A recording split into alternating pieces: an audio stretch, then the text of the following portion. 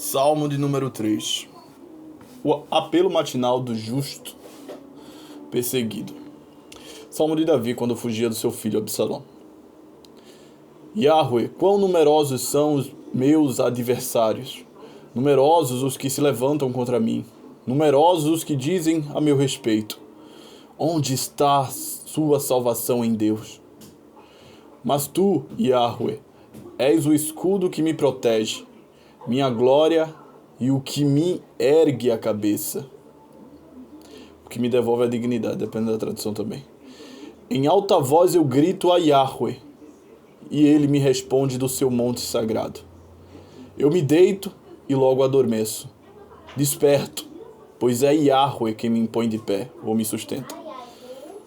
Não temo o povo em multidão, que em cerco se instala contra mim. Levanta-te, Yahweh, salva-me, meu Deus, pois golpeias no queixo meus inimigos todos e quebras os dentes dos ímpios. A Yahweh pertence a salvação, e sobre o teu povo a tua bênção. Do primeiro verso ao segundo, na verdade do segundo ao terceiro, né? Que o primeiro fala sobre de quem é o Salmo. Pelo menos aqui.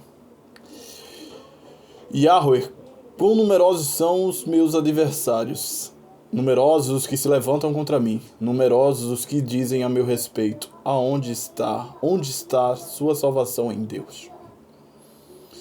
Pronto. Então, a figura aqui, a pessoa que está aqui, ela passa por um estreito tremendo, né? Um levantamento massivo contra ele, o reprime, e esse momento de crise, né, põe na cabeça desses perseguidores ou dessas pessoas em sua volta que assistem os numerosos perseguidores, né, desses justos tendo bom êxito na perseguição. Elas levantam uma pergunta: onde está a salvação em seu Deus? Então pode ser os próprios perseguidores que pensam assim, porque Deus o abandonou. Aquele velho lance, né? O infortúnio pode se representar a ausência divina, né? O abandono divino. E as pessoas pensam assim: onde é que está o seu Deus? O Davi, o rei histórico, né? Que derrubou gigantes, que né, conquistou terras e tal. E essa situação vai continuar sendo tratada no verso 4 ao 5, que a gente vai dizer agora. Mas tu, Yahweh, és o escudo que me protege, minha glória e o que me ergue a cabeça. Né? Esse é o verso 4.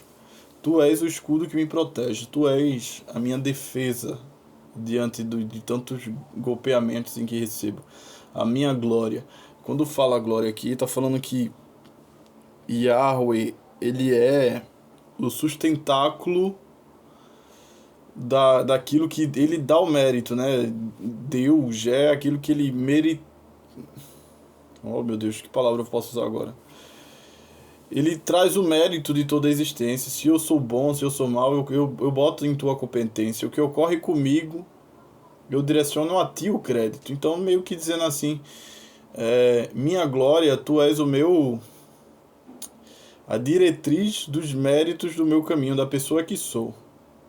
Entre aspas, mais ou menos isso. Tu és o que salienta o meu valor e cujo eu tento reafirmar o meu valor como pessoa, né? É isso que ele quer dizer quando chama Yahweh de minha glória, né? É onde eu me autovalido, onde eu me valido como gente, é o Senhor que me faz me validar como gente, né? Como pessoa.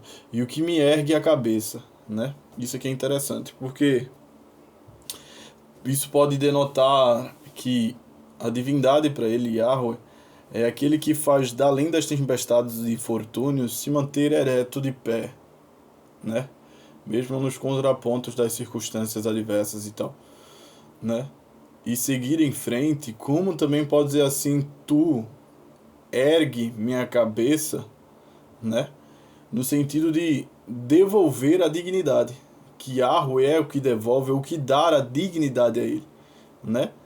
O título de digno, já contrastando com o que se diz antes: tu é onde eu me valido como pessoa, tu és a minha glória. Glória é aquele negócio de você passar o mérito a quem? ou dignar o mérito a quem. Então ele se digna como pessoa a partir do momento que ele digna a divindade em si, ele usa da divindade para autodignação, né? E isso faz com que ele possa receber do próprio Deus a dignidade de andar ereto, de andar no meio das tempestades e tal, enfim. Fica muito mais profundo os versos, né, quando a gente analisa palavra por palavra. Em alta voz eu grito a Yahweh, e ele responde do seu monte sagrado, né? Ele pede socorro a Yahweh em alta voz e Deus responde do seu monte sagrado, onde residia o templo. O que era bem interessante. E eu só gosto de levantar também um lado histórico, só para crescer aqui, porque aqui já é cínico. A ideia que está falando é que Deus responde o aflito, e o seu aflito que se refugia nele, né? Isso sustenta nele. Então não tem o que dizer aqui, né? Mas a ideia, só acrescentar a ideia sagrada que é nesse espectro. As divindades sempre tinham um local sagrado do seu templo, comumente era monte. Tipo, parece que nos gregos era o monte que eles chamavam em terra de Monte Olímpia, parece. Que era onde chegavam os montes mais sagrados. Enfim, na antiguidade tinha muito isso.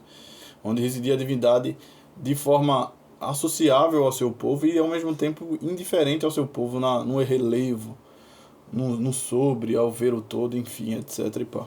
Mesmo dali, Yahweh ver o clamor do seu rei, né? Então vamos continuar aqui. Ele chama, ele além de ver o clamor, ele responde, Yahweh responde ao pranto de Davi, ao pedido de socorro de Davi. Verso 6. Eu me deito e logo adormeço, desperto, pois é Yahweh que me sustenta.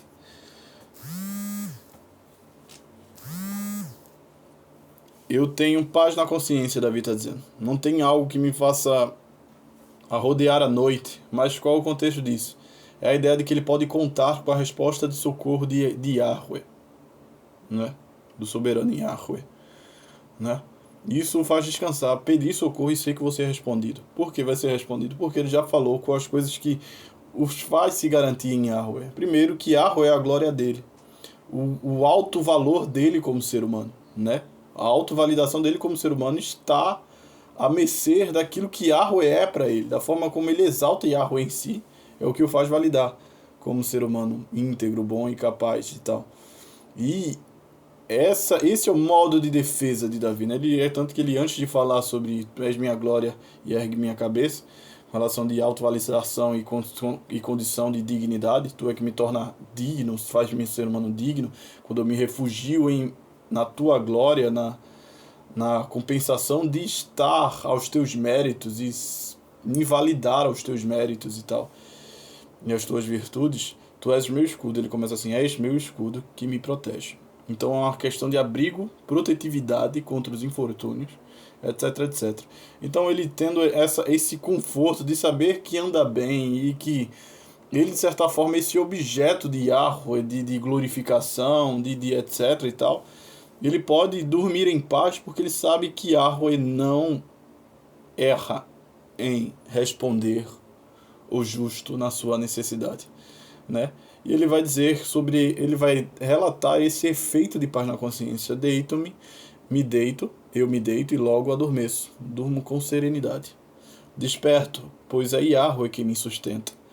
A ideia é Yahweh que ainda me faz prevalecer, me faz seguir meus dias. É Yahweh que me deixa de pé. É Yahweh que me fará levantar, que confia a minha força do meu corpo, né? Então, se ele me sustenta, né, se ele me dá a força, né, para eu enfrentar os meus dias, ele também condiciona os meus dias a mim. Então, tudo para mim é proposto pelo Yahweh e nada foge da sua dominação. Ele me preparou para o dia que eu tenho, mesmo que seja infortúnio, né? Mesmo que seja infortúnio inconveniente ao meu conforto. Então esse descanso é bonito, que a gente vê aqui no verso 6. No verso 7, não temo o povo em multidão, que em cerco se instala contra mim. De novo, uma repetição dessa paz na consciência, desse conforto e segurança no clamor a Yahweh. E o levantamento que parece voltar um pouco daquilo que ele diz o clamor, que não foi explanado num próprio verso 4, no verso 5, perdão, daquele grito, mas um clamor que denotaria muito bem, né? Que vai falar assim, que grito é aquele que ele diz? Eu grito a Yahweh e ele me responde do seu monte sagrado. Seria esse o grito agora, depois que ele fala que tem esse descanso, e já fala do resultado pós-grito de clamor, né? O salmista vai enfatizar isso, é só uma manobra de poesia, né? Da manifestação. Levanta-te, Yahweh, salva-me, Deus meu, meu Eloá, meu Elohim, né? Pois golpeias no queixo meus inimigos todos e quebra os dentes dos ímpios. Verso 8, acabei de ler. Verso 9, a Yahweh pertence à salvação, e sobre o teu povo a tua bênção. Então vamos lá, Davi está falando de movimentos massivos, de divisão de pessoas que são contra eles numa massa, porque era tecnicamente um golpe de estado que o filho dele estava dando nele, né? Mas ele fala, sobre teu povo a tua bênção reside, né? O Senhor abençoa o teu povo. Que bênção era essa? Por meio da casa davídica e da segurança do trono de Davi. Claro que o filho dele era a continuidade do próprio trono. Mas a bendição de Yahvé que condiciona a salvação do seu povo em meio às perseguições. Parece que o verso, o grito contido no verso 8 e no verso 9 é uma afirmativa de que a crise não é puramente para existir como crise meramente, mas como um palco de espetáculo da salvação divina. Se ela se levanta, terei paz, porque ao Yahweh pertence a salvação, verso 9. Né? Enquanto o desfecho, na verdade, o embasamento desse salmo é a ideia de ser perseguido, estar em crise, e o questionamento que insurge no verso 3. Onde está a salvação? Onde está a sua salvação em Deus? Né? E Davi reconhece a salvação está na posse de Yahvé. Então é como se Deus conservasse, claro, é a única coisa que faz sentido, as suas salvações em momentos em que que a torne necessária. Na verdade, o que eu quero dizer é que as adversidades, né, para o justo que muito confia no Senhor, ela é um palco preparado pelos opositores da manifestação da salvação divina, por mais que pareça às vezes ocultado aos nossos olhos. Se a gente tem integridade, é invocar o Deus que aprecia a integridade do homem, podemos contar com ele, de que, assim como foi com José no Egito, que os irmãos, para tentar evitar aquele sonho que era glorificador a José, tentaram lançar ele num poço, e foi justamente o gesto de oposição dos irmãos dele que o levou ao Egito e o tornou realidade o que o sonho dizia, né? Eles se levantaram contra, mas favoreceram o espetáculo da salvação. Assim né? Assim também é oportuno a salvação divina, os momentos em que se faz a necessidade da revelação da salvação divina. Então, é a crise chamar a resposta. E Yahweh dá generosamente àqueles que confiam e se abrigam nele e fazem da sua glória a glorificação de Yahweh.